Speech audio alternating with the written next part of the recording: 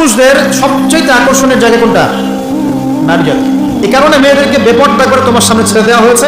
জেনা বেড়েছে, ব্যভিচার বেড়েছে, ফ্রি মিক্সিং বেড়েছে, ধর্ষণ বেড়েছে, এই যে হারাম প্রেমের সম্পর্কগুলো বেড়েছে। যুবকেরা তাদের জীবনের উদ্দেশ্য ভুলে গেছে। আমার কথা কি বুঝতে পারছেন? তরুণ প্রজন্মকে তাদের উদ্দেশ্য থেকে সরিয়ে দেওয়ার জন্য তারা আপনার সামনে অনেকগুলো টোপ দিয়ে দিয়েছে। দেখাবো কয়েকটা। এক নম্বর টোপ দিয়েছে মেয়ে নারী জাতি। মেয়েদেরকে বেপর্দা করে তোমার সামনে উপস্থাপন করে দিয়েছে, ফ্রি মিক্সিং। এখন তুমি আর ঈমান ধরে রাখতে পারছো না। এটা পরিকল্পিত ছিল, কারণ আল্লাহ পাক বলেন যুজ্জিনা লিন-নাস হুব্বুশ শাহওয়াতি মিনান নিসা। মানুষের জন্য সবচেয়ে যে আকর্ষণীয় বিষয়গুলো তার মধ্যে এক নাম্বার হচ্ছে মহিলা, মানে মেয়ে, নারী জাতি। এটা আমাদের কাছে সবচেয়ে আকর্ষণীয়। আল্লাহ পাকের সবচেয়ে সুন্দর সৃষ্টিকে মানুষ না, মানুষের মধ্যে আল্লাহ পাকের সবচেয়ে শ্রেষ্ঠ সৃষ্টিকে নারী জাতি। আল্লাহ পাক তাদেরকে সুন্দর করে সৃষ্টি করেছেন, তাই না কি?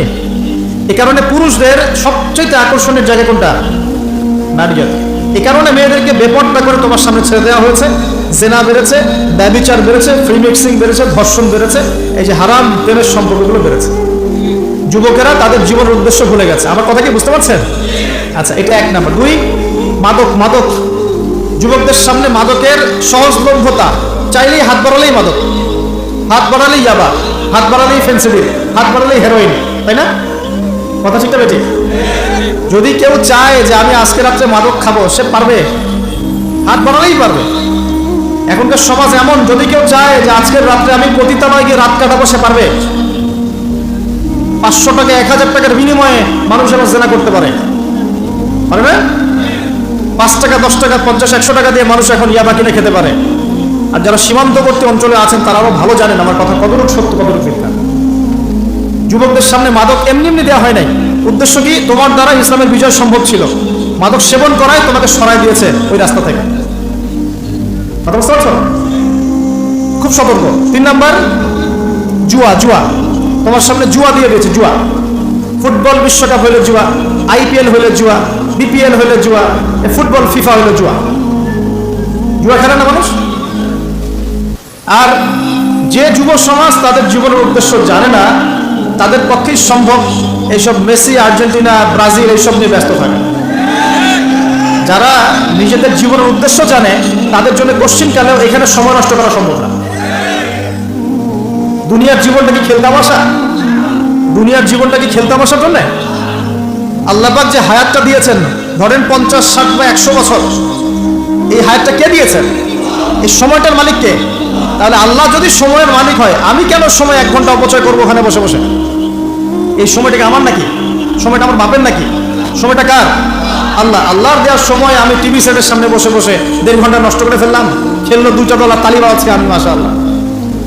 কালকে দেখলাম কক্সবাজার থেকে আসার সময় রাস্তা ব্লক, পুরা একটা দল জিতেছে, পুরো রাস্তা ব্লক, হাঁটা যাচ্ছে না, মিছিল, পাগলের মতো মানুষ মোটরসাইকেলে ছুটছে, গাড়ি নিয়ে ছুটছে, সিগারেট খাচ্ছে, আরো যে কি খাচ্ছে, মেয়ে নিয়ে ঘুরছে, আর একটা পতাকা নিয়ে ঘুরছে। যে দেশের পতাকা নিয়ে ঘুরছে ওই দেশ জানেও না মনে হয় যে এই দেশে এই আমার সাপোর্টার আছে। হ্যাঁ, আর খেয়াল করে দেখবেন এই আয়োজনগুলো এখন করানো হচ্ছে মুসলিম দেশগুলোকে দিয়ে।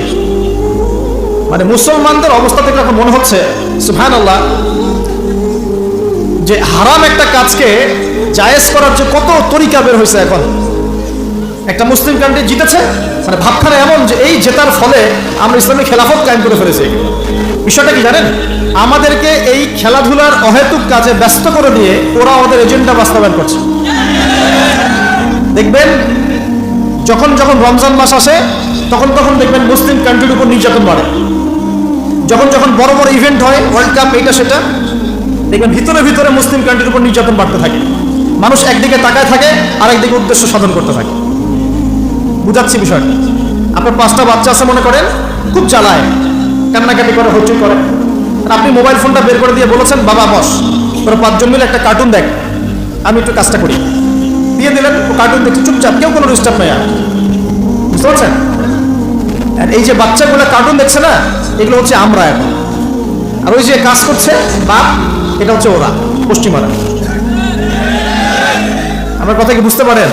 আচ্ছা, আমি সহজ করার চেষ্টা করছি। প্রিয় যুবক ভাইরা, মেয়ে তো উন্মুক্ত করে দিয়েছেই, মাদক তো দিয়েছেই, জুয়া দিয়েছে, অহেতুক এসব খেলতামাশা দিয়েছে তোমার সামনে, তোমার সময় কেড়ে নেওয়ার জন্য, তোমার হায়াত কেড়ে নেওয়ার জন্য। তোমার মূল্যবান হায়াত, যে হায়াতটাকে তুমি আল্লাহর পথে দাওয়াতের কাজে ব্যয় করবা, দিন চর্চার কাজে ব্যয় করবা, আল্লাহর ইবাদতের কাজে ব্যয় করবা, আমর বিল মারুফ নাহি আনিল মুনকারের কাজ করবা, এই সময়টা ওরা কেড়ে নিয়েছে তোমার কাছ থেকে। বুঝতে পারছো না তুমি? আবার নেশা দিয়ে তোমার ভিতরটা নষ্ট করে ফেলেছে, জেনা দিয়ে তোমার অন্তরের নূর নষ্ট করে দিয়েছে, ফ্রি মিক্সিং দিয়ে জেনা এবং তোমার যে পবিত্রতা, চারিত্রিক পবিত্রতা নষ্ট করে দিয়েছে। আরো দিয়েছে পর্নোগ্রাফি। পর্নোগ্রাফি বেশিরভাগ যুব সমাজ এখন বাসায় গিয়ে রাতের বেলা পর্ন দেখে। দেখা যায় সারাদিন ভালো কাজ করে, বাসায় গিয়ে রাতের বেলা পর্ন দেখে। পর্নোগ্রাফি দেখে না বা দেখে নাই কখনো এমন একটা ছেলে খুঁজে পাওয়া যাবে না। আর যখন আপনি এগুলোতে অভ্যস্ত হয়ে যাবেন তখন শরীর খারাপ হয়ে যাবে, মন ভালো থাকবে না, আপনি একাকী গোপন পাপ করবেন, শরীর দুর্বল হয়ে পড়বে। একটা মেয়ের দিকে আপনি সম্মানের চোখে তাকাতে পারবেন না, মনে হবে মেয়ে মানেই মনে হয় ভোগের বস্তু। পর্ণে আসক্ত যারা, তারা কোনো কাজে শান্তি পায় না, অস্থির। এমনকি তারা যদি বিয়ে শাদীও করে তবু বৈবাহিক জীবনে সুখী হতে পারে না। কেন জানেন? নিজের শক্তি ক্ষমতাগুলো আগে নষ্ট করে ফেলেছে।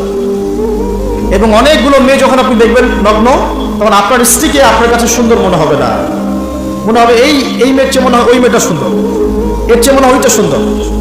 আর মেয়ের প্রতি সম্মান তো থাকবেই না, মেয়েকে মনে হবে একটা ভোগের বস্তু। যত বেশি পর্নোগ্রাফি বেড়েছে তত ধর্ষণ বেড়েছে, দেখেছেন? পর্ন যত বেড়েছে ধর্ষণ তত বেড়েছে। এমনকি ছোট ছোট বাচ্চারা পর্যন্ত রেহাই পাচ্ছে না, দেখেন না? ছোট ছোট বাচ্চা, 5 বছর 10 বছরের বাচ্চারা, মেয়ে বাচ্চাদের কথা বলছে, এদেরকেও ধর্ষণ করা হচ্ছে। যাদের ঘরে কন্যা সন্তান আছে তারা খুবই এখন মানে বিপর্যয়ের মধ্যে আছেন আপনারা, আমরা। কারণ সমাজটা তো নষ্ট হয়ে যাচ্ছে। আপনার মেয়েকে কতদিন ধরে রাখবেন? বাইরে তো পাঠাতেই হবে। বাইরে পাঠাতে দেখবেন মেয়ের সম্মান নাই, পর্দা নাই, মেয়েকে জোর করে ধর্ষণ করা হচ্ছে। বাসে, ট্রেনে, অটোতে, অমুকে তমুকে, ট্রাকে মেয়েকে ধর্ষণ করা হচ্ছে। আর প্রত্যেক ধর্ষকের তো আর ইসলামিকভাবে বিচার হচ্ছে না, হচ্ছে? যদি একটা এলাকায় ধর্ষণ হতো আর ধর্ষককে জনসমক্ষে ডেকে ফাঁসি দেওয়া হতো না, তাহলে দেখতেন যে ওই এলাকায় ধর্ষণ বাড়তো না, কমে যেত। যদি একটা এলাকার চোরদেরকে জনসমক্ষে নিয়ে এসে হাত কেটে ফেলা হতো, তাহলে বুঝতেন চুরি কাকে বলে। ভয়ে চুরি করতে পারতো না মানুষ। আর ভাগ্য ভালো যে এই নিয়মগুলো এখন নাই। কেন ভাগ্য ভালো বললাম? ভাগ্য ভালো কেন বললাম? কারণ এই নিয়ম যদি এই মুহূর্তে চালু করা হয়, এই মুহূর্তে যে এখন এই সেকেন্ডের মধ্যে চালু করা হয়, তাহলে অনেক বড় বড় রাঘব বোয়াল যারা আছে ওটা হাত থাকবে না। বুঝতে পারছেন না? কেউ চুরি করে সিসকা চোর বলে আমরা, কি বলেন আপনারা? ছিচকা চোর বলেন। কেউ আছে চুরি করে পুকুর চুরি করে। সিসকা চোরকে ধরতে পারলে রাস্তাঘাটে কি মাইকটা দেওয়া হয়, তাই না? মনে হয় যে নিজের শক্তি খাটানোর একটাই জায়গা চোর পিটানো। মসজিদে যদি একটা চোর ধরা পড়ে, কি মাইকটা মারে, খুঁটির সাথে বেঁধে একদম জুতা স্যান্ডেল দিয়ে। আর সামনে যে পুকুর চুরি করে বসে আছে, কিছুই করতে পারতেছে। কি কথা মিথ্যা করা বলছে? যদি একটা মুসলিম রাষ্ট্রের মধ্যে দুর্নীতি না থাকতো না, মুসলিম রাষ্ট্র বিশ্বকে নেতৃত্ব দিত ইনশাআল্লাহ। যদি কোনো মুসলিম রাষ্ট্রের মধ্যে দুর্নীতিটা না থাকতো না, তাহলে দেখতেন ওই রাষ্ট্র অবশ্যই বিশ্বকে নেতৃত্ব দিত ইনশাআল্লাহ। এমন অনেক অমুসলিম রাষ্ট্র আছে যেগুলো অমুসলিম হওয়া সত্ত্বেও ওদের মধ্যে কোনো দুর্নীতি নাই, জানেন? আল্লাহ পাক আমাদের সবাইকে পরিপূর্ণ মুসলমান হওয়ার তৌফিক দান করুন। দেখেন আল্লাহ পাক বলেছেন, উদখুলু ফিস সিলমি কাফা, তোমরা পরিপূর্ণরূপে ইসলামে প্রবেশ করো। এখন আমি যদি নামাজও পড়ি, আবার ঘুষও খাই, এদিকে রোজাও রাখি, আবার সুদও খাই, আবার এদিকে আমি হজমরাও করি, অন্যের সম্পদ আত্মসাৎ করি, মাপে কমও দেই, মজুদদারি করি ইত্যাদি, আমি কি পরিপূর্ণ মুসলিম? আমি কি উদখুলু ফিস সিলমি কাফার উপর আমল করতে পেরেছি? আর আল্লাহ পাক এখানে বলছেন, ওয়ালা তামুতুন্না ইল্লা ওয়া আনতুম মুসলিমুন, পরিপূর্ণ মুসলমান না হয়ে তোমরা মৃত্যুবরণই করিও না। বললেই সমস্যা। পরিপূর্ণ মুসলমান না হয়ে মারা গেলেই সমস্যা। কি সমস্যা? ওই যে আল্লাহ পাক বলবেন, মান রব্বুক, বলবে লা আদরি, আমি তো জানি না। কারণ পরিপূর্ণ মুসলমান হয়নি তো, আল্লাহর সাথে শিরক করেছে। আল্লাহ পাক বলবেন, মা দীনুক, বলবে লা আদরি, আমি জানি না। মা দীনুক উত্তর কেমন করে দিতে পারবে? ইসলামের কিছু অংশ মানে, কিছু অংশ মানে না। ইসলামের কিছু অংশ মানে, নামাজ, রোজা, হজ, যাকাত, তাসবিহ, তালিম সবই মানে, কিন্তু সুদ ছাড়তে হবে, ঘুষ ছাড়তে হবে, জেনা করা যাবে না, মদ খাওয়া যাবে না, দুর্নীতি করা যাবে না, মানে না। তাহলে মা দীনুক কি উত্তর দিবে? মান নবিয়ুক, কে নবী? উত্তর কিভাবে সম্ভব? নবীর সুন্নতি তো নাই গায়ের উপরে, চেহারায় নাই, কাপড়ে নাই, চলাফেরায় নাই, ওঠা বসায় নাই, ইবাদতে থাকলেও অর্থনীতির মধ্যে নাই, অর্থনীতির মধ্যে থাকলেও সংস্কৃতির মধ্যে নাই, সংস্কৃতিতে থাকলেও সমাজে নাই। নবীর সুন্নত কি খালি ঘরে তসবিহ টেপার মধ্যে? মানে আমরা খালি সুবহানাল্লাহ সুবহানাল্লাহ পড়বো এটাই সুন্নত, দাড়ি ছেড়ে দিব এটাই খালি সুন্নত, টাকটার উপরে কাপড় পরবো এটাই কি খালি সুন্নত? সমাজের মধ্যে সুন্নত নাই, অর্থনীতির মধ্যে সুন্নত নাই, ব্যবসা বাণিজ্যের সুন্নত নাই, চাকরি বাকরিতে সুন্নত নাই, পরিবারের সুন্নত নাই, সংস্কৃতির মধ্যে সুন্নত নাই, আর রাষ্ট্রের কথা বললাম না, ওটা বাদ দেন, ওটা এই যুগে সম্ভব না। ইল্লা মাশাআল্লাহ, যদি আল্লাহ পাক না চান। ওই দিকে আমি কথাই বলতে চাচ্ছি না, আমি সমাজ পর্যন্ত আছি, এর উপর যাচ্ছি। প্রিয় ভাইরা, যুবক ভাইদের কথা বলে আমি সামনে যাব। এক নাম্বার কি বলেছি, তোমরা সতর্ক থাকবে মেয়ে থেকে। কি থেকে? মেয়ে থেকে 100 হাত দূরে, 100 হাত। মানে আমি বলি, পরামর্শ দেই, আমি তোমাদের ভাইয়ের মতো, ছোট হই আর বড় হই, আর আমাকে এসে আল্লামা সাহেব এসব বড় দরকার নাই। আমি একদম তালেবে ইলম, এখানে বড় বড় অনেক আলেম ওলামায়ে কেরাম আছেন, আমি খুব বিব্রত বোধ করছি কথা বলতে। আমি জানি যে হকপন্থী ওলামায়ে কেরাম যারা, তারা আমাদের মতো অনলাইনেও আসেন না, ফেসবুক ইউটিউবে ভিডিও পাবেন না, এমন আলেম বাংলাদেশে আছেন জানেন, যারা বহু আলেম তৈরি করছেন, মাদ্রাসা খেদমত করছেন। তো তাদের সামনে আমাদেরকে যখন এইভাবে টাইটেল দেয়, লজ্জা লাগে, বিব্রত বোধ করি।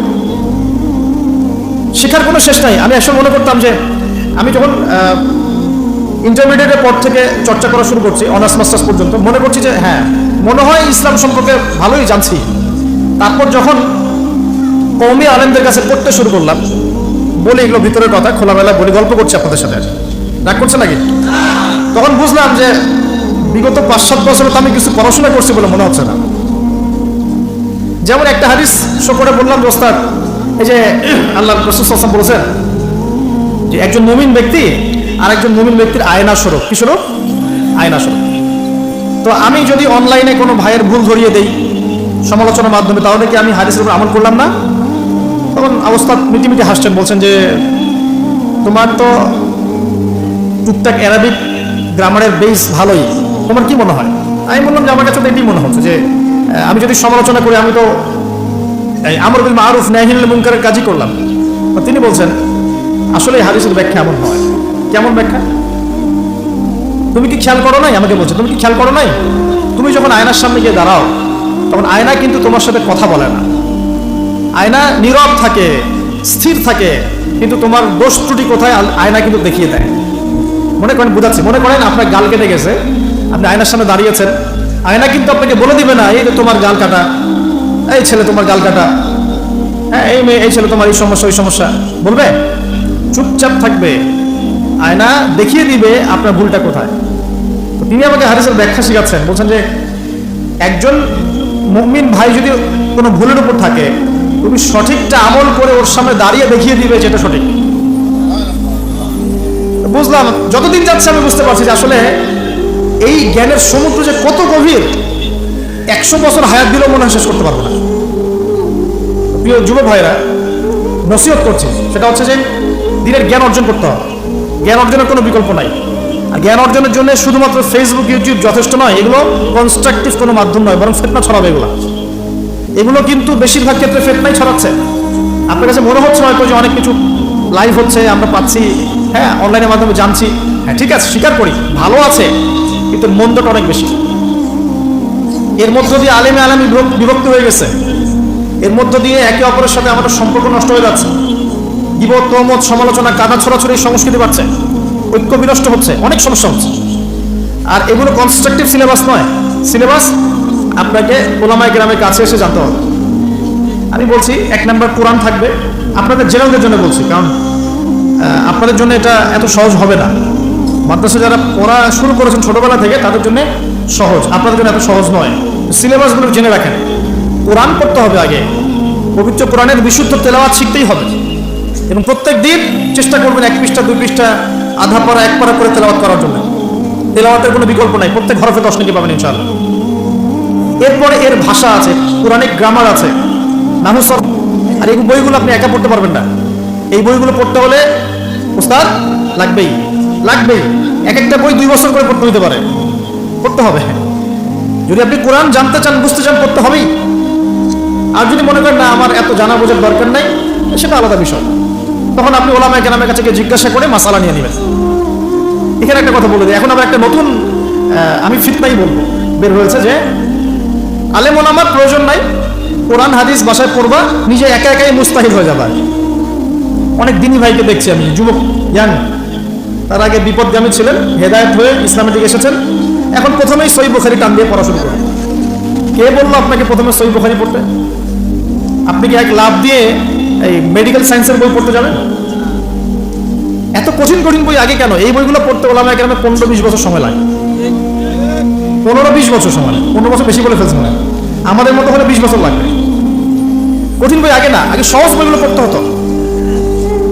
তো ভাবখানা তখন দেখা যায় এমন, কয়েকটা হাদিসের কিতাব পড়ে, কোরআনের কিছু অনুবাদ করে, আলেম ওলামার আর দরকার নাই, কোনো মাযহাবেরও দরকার নাই, আমি নিজে একাই মুস্তাহিদ। এটা একটা ফিতনা চলছে। তো আমি বুঝাচ্ছি আপনাকে, একটা মাসআলা ধরেন আপনার সামনে আসলো, মনে করেন ওই যে আমি পেপার মানি নিয়ে কথা বলেছিলাম না, কাগজের টাকা, এরপর আসছে ক্রিপ্টোকারেন্সি। কি আসছে? নাম শুনেন নাই? ইলেকট্রনিক মানি তো চলে আসছে, যে ইলেকট্রনিক মানি দিয়ে আপনারা লেনদেন করছেন না, এরপরে আসবে ক্রিপ্টোকারেন্সি। ক্রিপ্টোকারেন্সি মানে বিটকয়েন। এগুলো ভবিষ্যৎবাণী না, কিন্তু কিছু মানুষ মনে করে এগুলো ভবিষ্যৎবাণী। এগুলো ভবিষ্যৎবাণী না, এগুলো বর্তমান। অলরেডি পৃথিবীর কিছু কিছু দেশে চলে আসছে, হয়তো বা এদেশেও অচিরে আসবে।